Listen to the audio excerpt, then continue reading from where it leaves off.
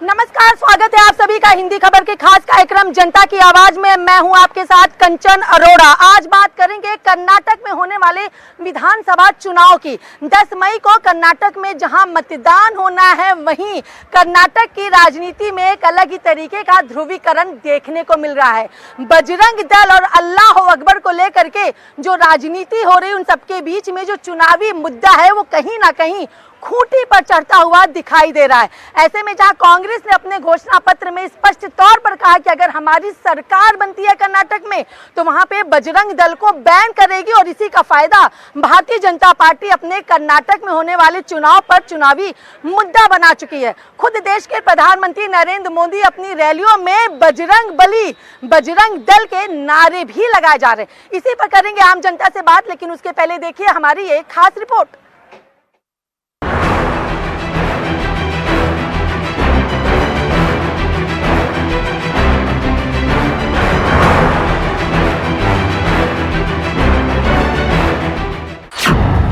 कर्नाटक का चुनावी नारा, बजरंग बली किसका सहारा, बजरंग पर जंग चढ़ा सियासी रंग, बैन का बहाना कुर्सी पर निशाना, बाकी मुद्दे हुए हवा हवाई, अब बजरंग बली पर लड़ाई। भ्रष्टाचार, महंगाई और रोजगार के मुद्दों से भटकते हुए कर्नाटक विधानसभा चुनाव अब प्रखर हिंदुत्व के मुद्दों पर आकर अटक गया है। इससे पहले बीजेपी की नैया को राम जी ही बेड़ा पार लगाते आए हैं, लेकिन कर्नाटक चुनाव में वैतरणी पार कराने का काम बीजेपी ने राम भक्त बजरंग बली के नाम सौंप दिया है। और ये साफ साफ बीजेपी की रैली में दिखाई दे रहा है, क्योंकि पीएम मोदी कर्नाटक में जहां कहीं भी प्रचार के लिए जा रहे हैं, सबसे पहले बजरंग बली के ही नारे लगा रहे हैं। भारत माता की, भारत माता की, भारत माता की, बजरंग बली की, बजरंग बली की। कर्नाटक के बेंगलुरु में पीएम मोदी के मेगा रोड शो में भारी भीड़ देखने को मिली। 26 किलोमीटर लंबा ये रोड शो 13 विधानसभा क्षेत्रों से होकर गुजरा। बता दें कि प्रधानमंत्री नरेंद्र मोदी चुनावी राज्य कर्नाटक के 3 दिन के दौरे पर है। पीएम मोदी ने एक दिन पहले ही बेल्लारी में एक चुनावी जनसभा के दौरान अपने मैनिफेस्टो का जिक्र किया और कर्नाटक को आगे बढ़ाने और नंबर 1 पर ले जाने की बात कही। बीजेपी का मैनिफेस्टो उसके लिए वचन पत्र है, संकल्प पत्र है, जिसमें कर्नाटका को देश का नंबर 1 राज्य बनाने का रोड मैप है। आप बताओ मेरे भाइयों बहनों, कर्नाटका को नंबर 1 बनाना है, कर्नाटका को नंबर 1 बनाना है। और दूसरी तरफ कांग्रेस के घोषणा पत्र में क्या है? कांग्रेस के घोषणा पत्र में ढेर सारे झूठे वायदे। कांग्रेस का घोषणा पत्र मतलब तालाबंदी और तुष्टीकरण का बंडल है। इसके साथ ही पीएम ने कांग्रेस के घोषणा पत्र का एक बार फिर से जिक्र किया और कांग्रेस के मैनिफेस्टो को तालाबंदी का नाम देते हुए बजरंग दल पर प्रतिबंध लगाने को लेकर भी उन्हें घेरते नजर आए। कांग्रेस के पूरे घोषणा पत्र में क्या लिखा है? ये वापस ले लेंगे, ये हटा देंगे, वो निरस्त कर देंगे, उसे रोक देंगे, इस पर प्रतिबंध लगा देंगे। ये कर्नाटका की जनता को ये देने वाले हैं, यही इनका फोकस है। और अब तो कांग्रेस की हालत इतनी बुरी है, इतनी बुरी है, उनके पैर कांप रहे हैं। और इसलिए कांग्रेस को मेरे जय बजरंगबली बोलने पर भी आपत्ति होने लगी है। तुष्टीकरण के लिए कांग्रेस किस हद तक जा रही है, ये देश और कर्नाटका के लोग देख रहे हैं। उधर कर्नाटक में पीएम मोदी के अलावा 7 मई यानी कल विपक्षी कांग्रेस के भी बड़े नेताओं की चुनावी रैली होनी है। कांग्रेस की पूर्व अध्यक्ष सोनिया गांधी हुबली में चुनावी जनसभा को संबोधित करने वाली हैं। इसके अलावा कांग्रेस के पूर्व अध्यक्ष राहुल गांधी का भी बेंगलुरु में रोड शो करने का कार्यक्रम है। गौरतलब है कि कर्नाटक विधानसभा की 224 सीटों के लिए एक ही चरण में 10 मई को वोट डाले जाने हैं। 10 मई को होने वाले मतदान के लिए चुनाव प्रचार 8 मई की शाम 5 बजे थम जाएगा। चुनावी नतीजे 13 मई को आने हैं। कर्नाटक चुनाव के लिए प्रचार अंतिम चरण में पहुंचा तो सत्ताधारी भारतीय जनता पार्टी ने पूरी ताकत झोंक दी है और कांग्रेस के मैनिफेस्टो को भुनाते हुए चुनाव में भरपूर फायदा उठाते नजर आ रही है। देखना दिलचस्प होगा कि कांग्रेस की ओर से जारी किया गया मैनिफेस्टो उनके गले की हड्डी बनकर रह जाएगी या बीजेपी की तरफ से बजरंगबली की स्ट्रेटजी कुछ और ही रंग लाएगी। ब्यूरो रिपोर्ट, हिंदी खबर।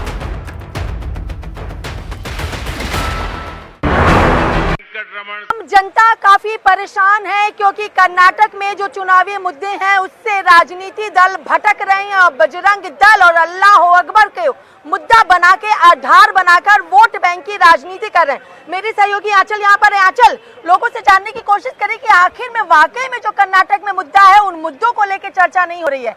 बजरंग दल अल्लाह अकबर पर वोट बिल्कुल। देखिए बात करते हैं मैनिफेस्टो जो लाया गया। मैनिफेस्टो में अगर हम गौर करें तो देखिए बीजेपी ने राशन से शासन और चाहे यूनिफॉर्म सिविल कोड की बात करें या फिर गरीबों को घर देने की बात करें, तमाम मुद्दे शामिल किए हैं जिससे जनता उनकी तरफ अट्रैक्ट हो। लेकिन अगर हम वही कांग्रेस के मैनिफेस्टो पे नजर डालें तो एक विवाद बना बजरंग दल की तुलना पीएफआई से करना, ये तो टोटल गलत है। बजरंग दल ऐसी कोई पीएफआई के साथ तुलना ही नहीं हो सकती है। हिंदू धर्म की बात करती है, बजरंगबली की बात करती है। और रही बात कर्नाटक में इलेक्शन की, तो 101% बीजेपी की गवर्नमेंट बनने जा रही है, पूर्ण बहुमत के साथ बनेगी। मोदी जी का कार्यकाल इतना बेहतरीन है पिछले 9 साल का कि मुझे ऐसा नहीं लगता है कि पूरे हिंदुस्तान में कोई भी आदमी ऐसा है, कोई भी पार्टी ऐसी है, राहुल गांधी से लेकर कोई भी हो, जो उनको हरा सकती है।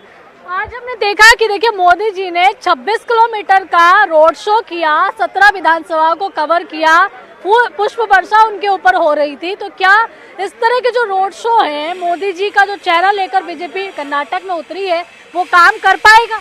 100% काम करेगा। मोदी जी का नाम ही काफ़ी है। मोदी जी ने जो पहचान दी हिंदुस्तान को वर्ल्ड लेवल पे, वो पहचान आज तक कहाँ मिली थी? कभी भी नहीं मिली। मैं 91 में 18 इयर्स का कंप्लीट हुआ, तब से बीजेपी वोटर हूँ। इसलिए वोटर हूँ कि बीजेपी की बात नहीं है, बात यह कि बीजेपी बहुत अच्छी पार्टी है, काम अच्छा करती है। और मोदी जी का जो ये कार्यकाल है 9 साल का, वो बेहतरीन कार्यकाल है। मैं उत्तर प्रदेश के गोरखपुर का रहने वाला हूँ। योगी जी हमारे माननीय चीफ मिनिस्टर हैं, इतना बेहतरीन उनका काम है कि मुझे ऐसा लग रहा है कि पूरे उत्तर प्रदेश से लेके पूरे इंडिया में बीजेपी ही एक ऐसी पार्टी है जो एक छत्र राज्य कर सकती है, लोगों को खुश कर सकती है, धर्म की बात नहीं करती है। लोग उसको कोई भी एंगल से तुल पकड़ के दे दें, वो अलग बात है। हमारे हिसाब से गवर्नमेंट वही धर्म की राजनीति तो देखिए हो ही रही है। वहाँ देखिए मोदी जी ने बजरंगबली का हालांकि नाम लिया, लेकिन ओबीसी तुरंत कूद आए, वो कटाक्ष करने लगे कि मैं भी अल्लाह अकबर के नाम पे अगर वोट मांगने लगूंगा तो विवाद खड़ा हो जाएगा। जी आंचल, देखिए जब भी कहीं पर भी चुनाव होते हैं तो जाहिर सी बात है कि धर्म को लेकर राजनीति और धर्म को लेकर वोट बैंक सबसे ज्यादा सामने आते हैं। लोग भी इनसे जान लेना चाहेंगे कैसे देखती हैं आप, क्योंकि जैसे ही बजरंग दल की बात हुई वैसे अल्लाह अकबर की भी बात हुई, लेकिन असल में जो मुद्दे होते हैं जनता के पास, जिनके आधार पर वो अपना प्रतिनिधि चुनती हैं, उसे लेके कैसे देखती हैं? देखिए जो मुद्दे हैं जनता के बीच में, जो हमारे पार्टी के जो मुद्दे हैं, जो हमारी पार्टी ने वादा किया है कर्नाटक चुनाव में, आप 10 तारीख को भाजपा की पूरी बहुमत से वहाँ पे वोट पड़ेगा और वहाँ की सरकार बनेगी। और जो मुद्दों का वादा किया गया है, मुद्दे मतलब कि जो वहाँ विकास कार्य जो भी वहाँ पर आज सबसे बड़ा मुद्दा बेरोजगारी और महंगाई है। बेरोजगारी और महंगाई को लेकर कोई राजनीतिक दल बात नहीं करे, जबकि जनता को वही चीज चाहिए। देखिए, बेरोजगारी और महंगाई की बात तो जरूर हो रही है और करी भी जा रही है और होगी भी। क्यों? क्योंकि अभी हमारी वहाँ पे सरकार नहीं। हमारी सरकार जिस दिन वहाँ पर आती है, वहाँ बेरोजगारी भी खत्म होगी और वहाँ पर जनता को सब कुछ मिलेगा जो आज तक कर्नाटक में नहीं मिला है। मुद्दे पे क्यों नहीं हो रही? रैलियों में बजरंग दल के नारे लगाए जा रहे हैं वहाँ पर, इसे कैसे देखते हैं आप? कंचन जी, युवा भी है, छात्र भी आए हैं, उसको कैसे देखते हैं? देखिए, बजरंग दल एक बजरंग बली जी है। बजरंग दल एक बजरंग बली जी हैं और बजरंग बली का कोई नारा और कोई मुद्दा नहीं होता है। वो एक हमारे इष्ट देव हैं। उनके नाम से अगर कोई राजनीति खेल रहा है तो ये राहुल गांधी जी हो या कोई हो, उनके लिए मैं कहूंगी कि उनको शर्म आनी चाहिए। बजरंग दल मतलब बजरंग बली को कहा जाता है, मुद्दा नहीं होता है। आंचल, देश कहा जा रहा है कि राजनीति होती है। आंचल, आइए बताइए, जो राजनीति हो रही है, क्या वो राजनीति सही हो रही है? जहाँ भी चुनाव होते हैं वहाँ धर्म के नाम पे राजनीति होती है। आप लोग देश का भविष्य कुछ कहेंगे, किस तरह के चुनाव होने चाहिए?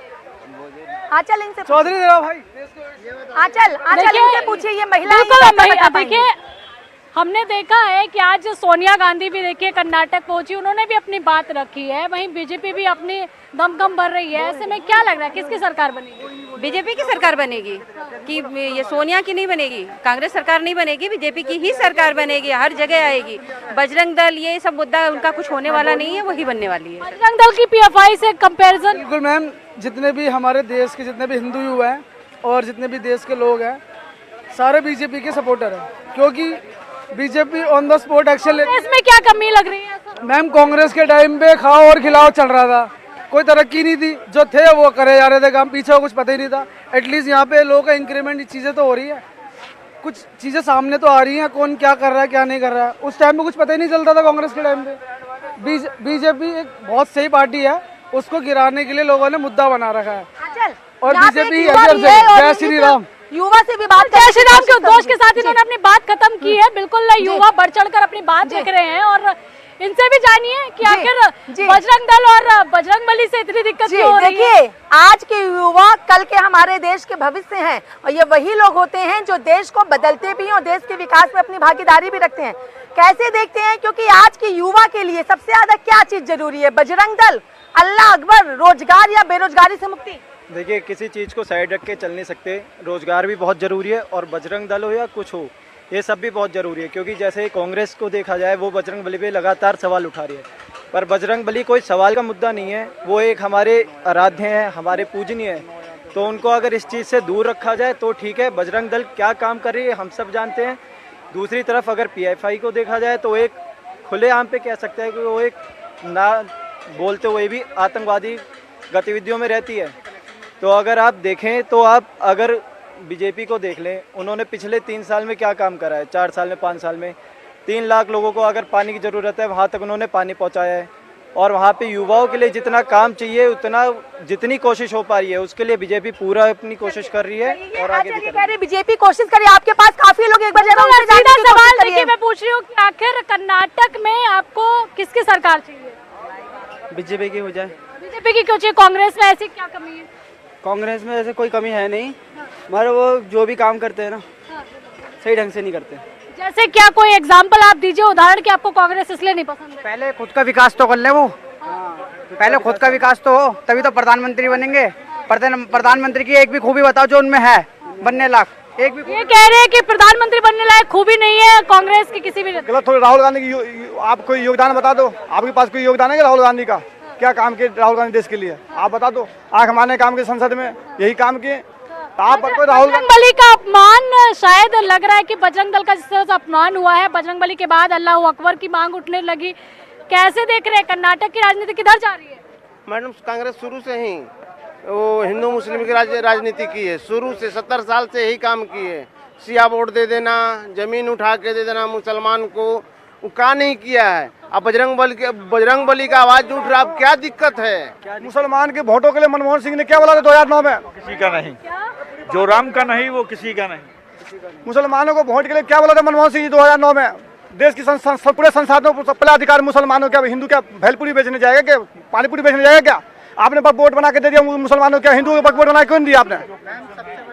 चलिए आंचल, देखिए लोगों से हमने बात करने की कोशिश की और लोगों ने कहा भी, कोई कांग्रेस की विकास की बात कर रहा है, कोई बजरंग दल हनुमान जी की बात कर रहा है, लेकिन ऐसे में सबसे बड़ा मुद्दा ये बनता है, क्योंकि आम जनता जनार्दन होती है, जनता सत्ता में लाती है, सत्ता से हटाती है और जनता की ही जरूरतों के लिए प्रतिनिधियों का चयन किया जाता है। ऐसे में महंगाई, बेरोजगारी तो एक मुद्दा बना हुआ है, लेकिन बजरंग दल का अपमान, बजरंग दल पे बैन करने की बात जिस तरीके से कांग्रेस ने कर्नाटक के विधानसभा चुनाव में की है, तो कहीं ना कहीं राजनीतिक ध्रुवीकरण होता हुआ तो दिखाई दे, लेकिन सबके बीच में देखना होगा कि किस तरीके से अल्लाह अकबर बजरंग दल को लेकर के वहां की जनता किन मुद्दों के आधार पर अपना मतदान करती है और 10 मई को किस राजनीतिक दल के प्रतिनिधि को अपनी सेवा के रूप में चुनती है और आखिर कर्नाटक में किसकी सरकार बनती है। लगातार इसी तरीके की तमाम खबरों को देखने के लिए देखते रहें हिंदी खबर।